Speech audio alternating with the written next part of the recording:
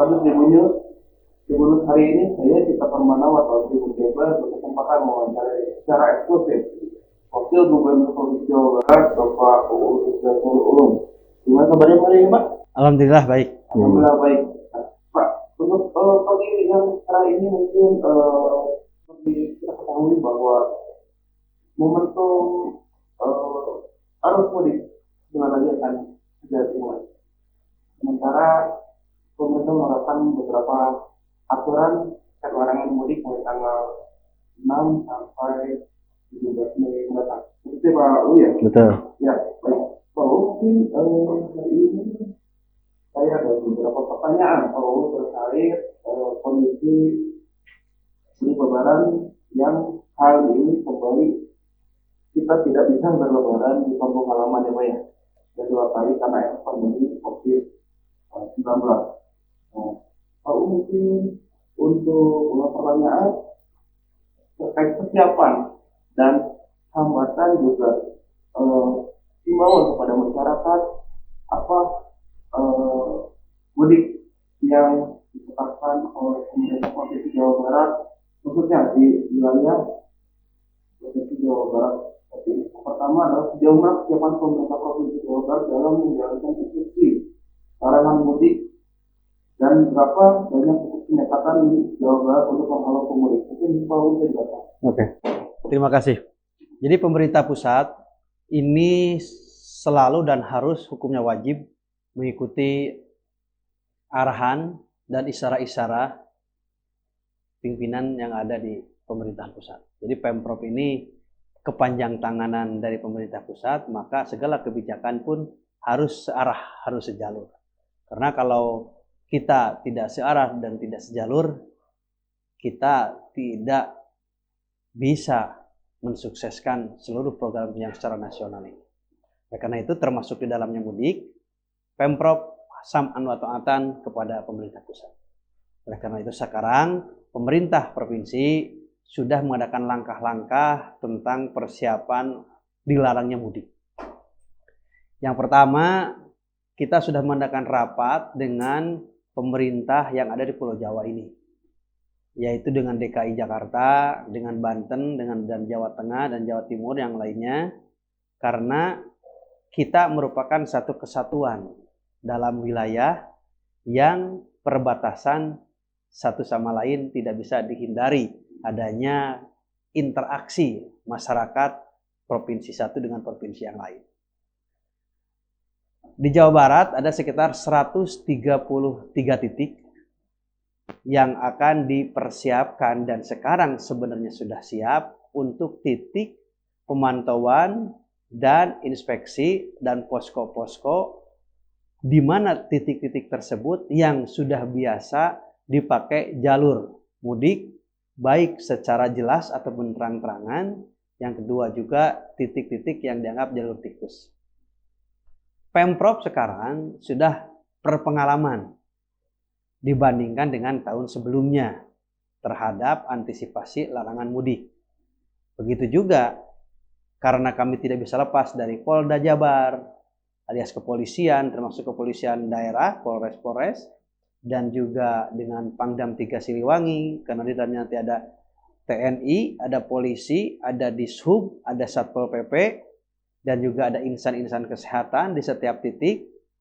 Jadi polisi dan tentara ini sudah benar-benar profesional, jadi bakal bisa mengendus mereka yang seolah-olah mengakal-akali dengan modus-modus kayak pakai mobil truk, kayak pakai mobil box, ataupun pakai ambulan, ataupun yang lainnya. Jadi polisi ini sudah pahamlah tentang hal itu, bisa ketahuan juga. Nah oleh karena itu daripada mereka nanti ketahuan kemudian dikarantina dan yang lainnya, ya mending sesuai dengan himbauan instruksi pemerintah untuk tidak mudik. Termasuk juga di situ akan disediakan tempat isolasi ataupun karantina. Nah harapan kami supaya ini sukses dan selesai, reproduksi atau berkembang corona di Jawa Barat ini harus ada kebersamaan dengan masyarakat. Karena kami pemerintah itu terbatas, polisi terbatas, tentara terbatas. Tetapi kalau dibantu dengan masyarakat, ini akan lebih efektif dan akan lebih sempurna. Dan perlu kami mengingatkan kembali bahwa corona ini madarat bukan hanya untuk pemerintah, tapi untuk seluruh masyarakat. Ekonomi kita bisa rasakan hari ini sudah selama 1 tahun ini corona. Kemudian hal-hal yang lain pun dampak negatifnya sangat luar biasa. Oleh karena itu tolong kepada masyarakat ikuti instruksi pemerintah. Tidak ada instruksi pemerintah kecuali untuk kemaslahatan umat, kecuali untuk kemanfaatan umat. Kalau ini tidak diikuti oleh masyarakat, kami khawatir corona belum selesai-selesai. Seperti yang kita ketahui kan, di India hari ini meledak sangat luar biasa. Dan perlu kami sampaikan bahwa Jawa Barat hari ini sudah syukur alhamdulillah, dulu daerah-daerah yang dianggap zona merah terus, sekarang sudah bagus. Kemarin kami ke kota Depok, sudah tidak ada zona merah. Kemarin juga kita ke kota Cirebon, sudah tidak ada zona merah, tidak ada zona oranye. Makanya pemerintah provinsi akan memberikan kebebasan atau memberikan izin nanti bulan 6 tahun ajaran baru sekolah untuk tatap muka. Tapi persyaratan-persyaratan yang sudah divaksin, protokol kesehatan dan yang lainnya. Situasi seperti ini ingin kami terus berangsur-angsur membaik sehingga hilang. Maka sabarlah masyarakat untuk tidak mudik pada lebaran tahun ini. Karena pengalaman, kalau sudah ada libur panjang 3 minggu, 2 minggu setelah libur itu melonjak lagi kasus corona di Jawa Barat. Maka ini pemerintah pusat pun mengetahui tentang hal ini. Maka dengan ketat, dengan tegas, laksanakan apa yang diharuskan oleh pemerintah, yaitu dilarang mudik. Pak Guru, sebelumnya saya izin campur bahasa ya Pak. Bangga, ya, ada orang Sunda lah, orang Bandung nggak lah, orang Tasik. Jawa Barat. Menang ke Pak, ini kan ayah wacana, ayana rencana penutupan bandara, stasiun, dan terminal. Bagaimana di pemerintah pusat ngabewarat tapi benar-benar COVID-19 bandara segala perjalanan operasi perjalanan layanan jasa kereta api pesawat terbang maupun kendaraan angkutan darat itu dilarang. Ya. Jadi memang yang sering kami datangi atau sering saya didatangi oleh pihak pengusaha, beberapa kali datang ke gedung sate, kemudian juga supir elep, supir bis. Pak, katanya kemarin kan kita beberapa bulan muatan sedikit, nggak ada. Justru kita kan lebaran ini diidam-idamkan untuk mendapatkan uang lebih banyak daripada sebelumnya, untuk membiayai anak istri, mau lebaran, dan sekarang dilarang lagi. Bagaimana Pak? Tahun kemarin juga dilarang. Saya katakan juga sabar dulu lah ya. Nah, termasuk sekarang ada informasi yang barusan disampaikan tentang penutupan terminal, jalur kereta api, dan yang lain. Itu merupakan ikhtiar pemerintah. Saking nyaahna ke masyarakat, gitu. Saking sayangna ke masyarakat. Karena lamun pemerintahan teu sayang, teu nya ke masyarakat diantepkeun we corona gitu kan. Nu sakit, yang banyak meninggal banyak keun we antep gitu.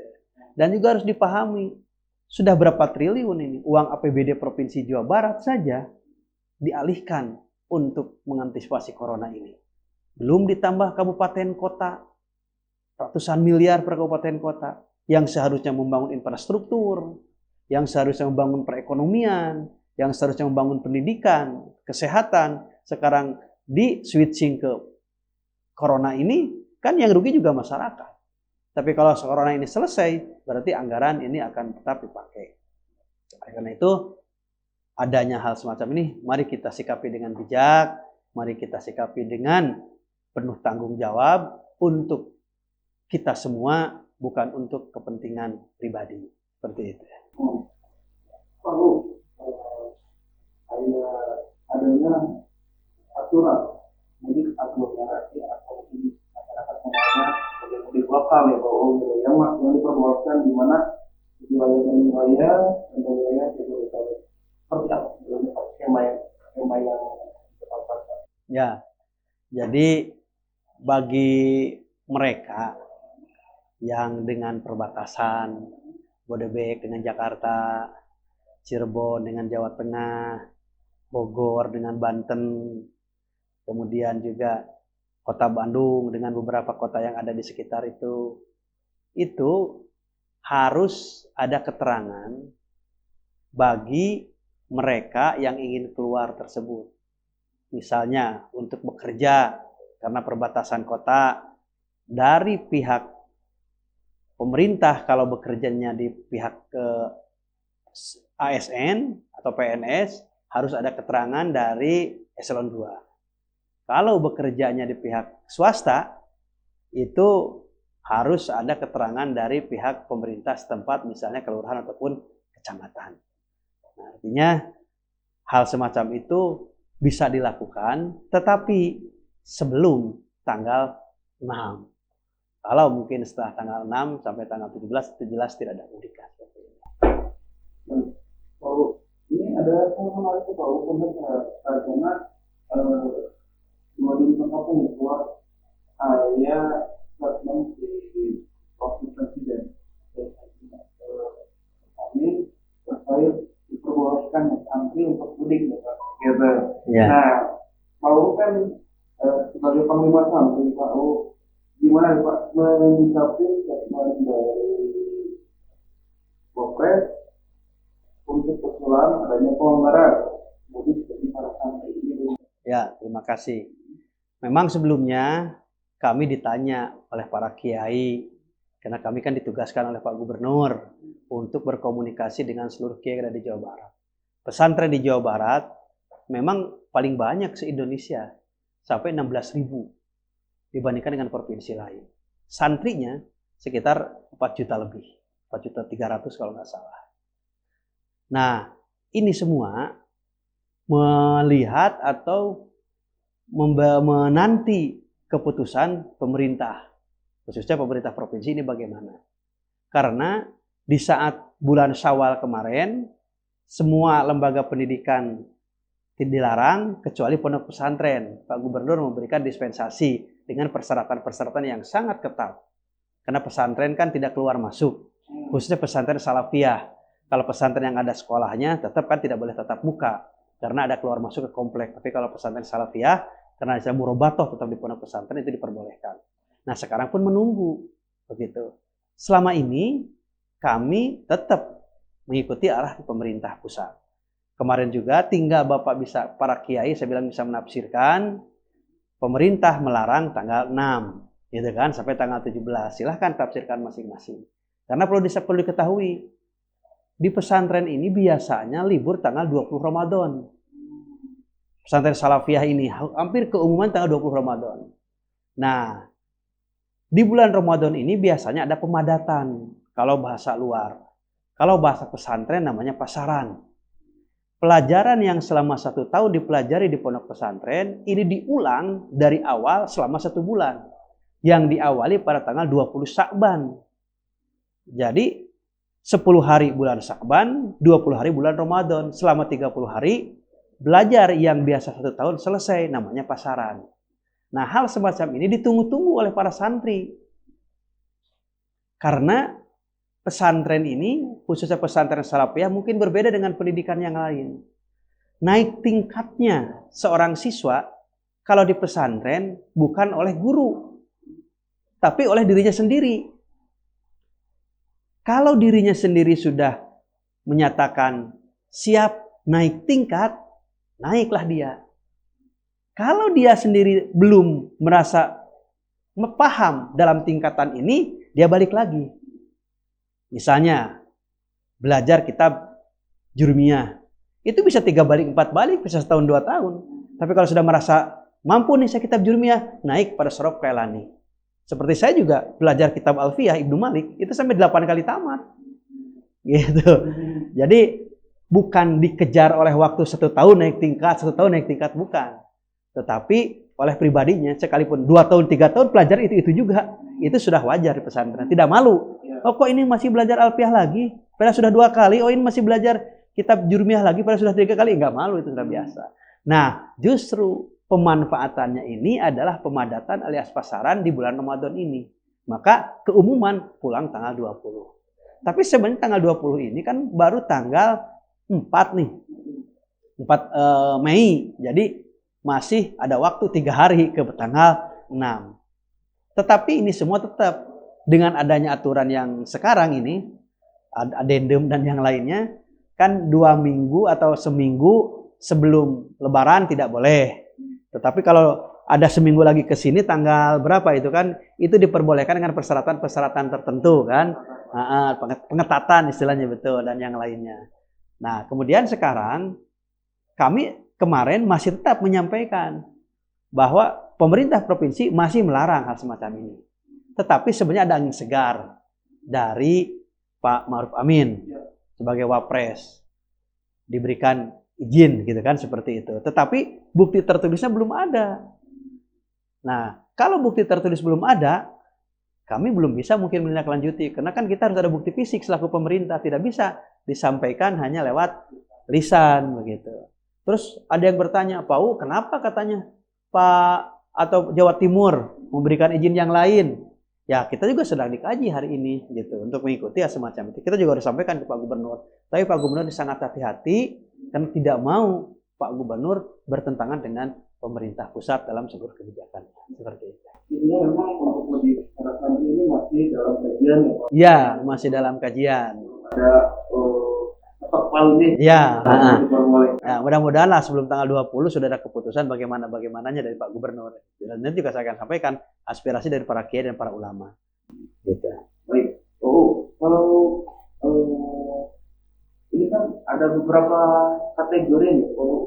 Untuk yang bisa bepergian atau mungkin yang pertama adalah karena tadi Pak bilang karena faktor kerjaan atau dinas. Ya. Kedua kedaruratan kesehatan, ada yang meninggal, ada yang melahirkan, ada yang sakit gitu kan, dan yang lainnya. Nah itu apakah nanti ada ada diberitanya atau bagaimana Pak yang lebih seperti itu sebenarnya? Ya. Seperti apa yang bisa menentukan seperti itu? Ya memang nanti ada pembahasan secara teknis ya dalam mengantisipasi waktu-waktu yang telah ditentukan. Sehingga kita bisa memberikan kejelasan kepada masyarakat, kendaraan yang bisa isinya mana, kemudian orang yang bisa berangkat dengan persyaratannya apa. Tetapi sebenarnya sekarang juga sudah sedikit dipahami oleh masyarakat.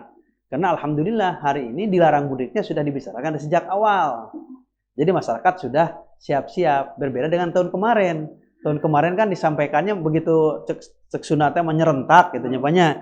Nyerentak. Jadi kita juga akan persiapan dan yang lainnya. Kalau sekarang karena sudah 2 kali disampaikan sejak awal, insya Allah ini akan sesempurna mungkin. Masyarakat juga bisa memahami kapan dia pulang, kapan bukan mudik mungkin, kapan dia perjalanan dalam negeri gitulah ya bahasanya. Kapan dia perjalanan dalam negeri, kapan dia tidak melakukan perjalanan di dalam negeri ini. Karena jelas sudah waktunya tanggal sekian yang dilarang, tanggal sekian sampai tanggal sekian. Nah, ini kan masyarakat itu ramai ya, bahwa seurang anak orang kontrak terkait mudik dilarang atau pariwisata dibaruka gitu. Ya. Bahkan beberapa waktu lalu Pak Gubernur sempat menyampaikan bahwa ya nggak apa-apa kalau misalnya wisatawannya tuh orang situ juga gitu. Kalau misalnya kalau di Bandung mereka bonpin, mereka outing market, enggak gitu. Nah itu kumaha kebun binatang. nuju komplain maksudnya dari lapangan. Memang disinilah pemerintah ya. Jadi kalau pemerintah mengeluarkan suatu keputusan, ini memiliki beberapa dimensi. Jelas dimensi untuk kesehatan karena corona, tapi juga tidak lepas dari dimensi ekonomi dan juga tidak lepas dari dimensi politik. Karena kan yang namanya gubernur, presiden itu kan jabatan politik.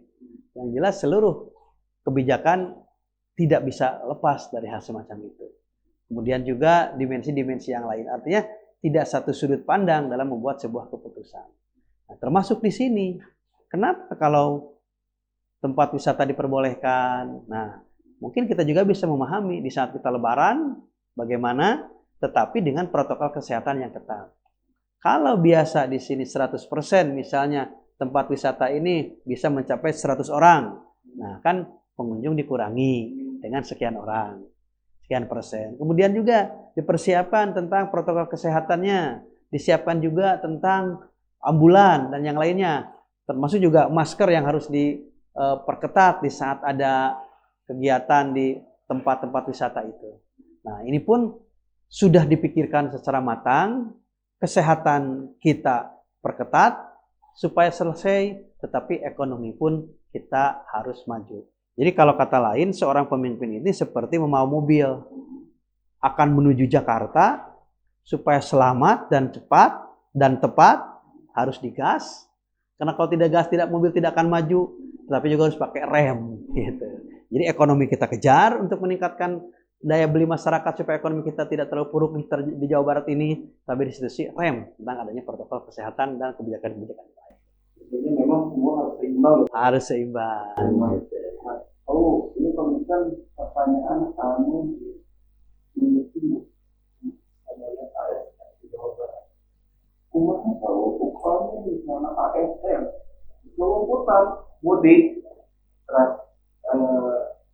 apa aturan dari pemerintah provinsi ya Pak ya, maksudnya gitu.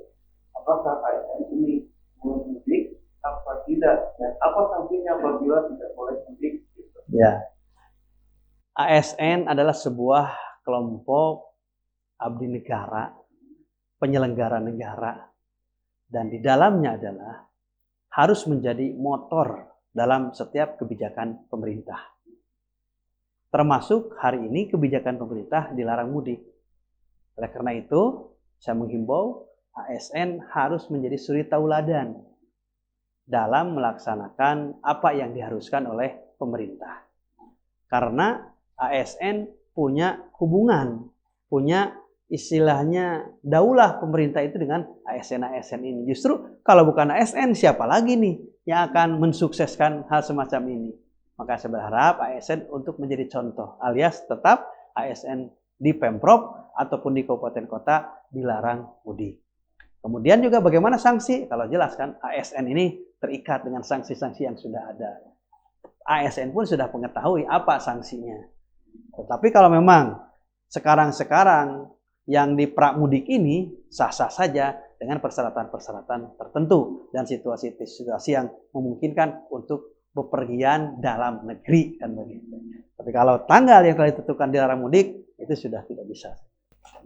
Tapi memang dari pemerintah itu belum ada aturan, sudah ada Pak secara tertulis bahwa ASN sudah boleh. Kalau ASN kan sudah ada aturannya, gitu, sudah ada sanksinya apa gitu kan, sudah jelas kalau ASN sebenarnya. Tinggal kita melaksanakan, dan ASN juga tahu tentang sanksi-sanksi seorang ASN harus bagaimana. Bukan hanya ASN, misalnya polisi, ada instruksi dari komandannya begini, kemudian ada pelanggaran, ada. Tentara juga seperti itu, karena keterikatan ASN itu selamanya. Selama dia menjadi ASN, itu ada keterikatan. Artinya pemerintah Provinsi Jawa Barat tidak perlu melakukan pengawasan secara khusus ya? Kalau pengawasan secara khusus, kita juga melakukan, kan ada inspektoratnya, kemudian ada para kepala dinas, ada Satpol PP, dan yang lainnya. Kita tetap memantau juga mereka. Tetapi harapan kami, mereka ini justru harus memantau masyarakat yang melaksanakan pelanggaran. Bukan Mas ASN sendiri yang melaksanakan pelanggaran dalam hal ini. Maksudnya seperti itu. Intinya memang menjadi Harus menjadi suri tauladan. ya, Gitu. Karena kebanyakan kalau ASN itu kan jadi tokoh Pak di masyarakat. Makanya kenapa kalau pemilu, panitia itu selalu PNS. Gitu kan.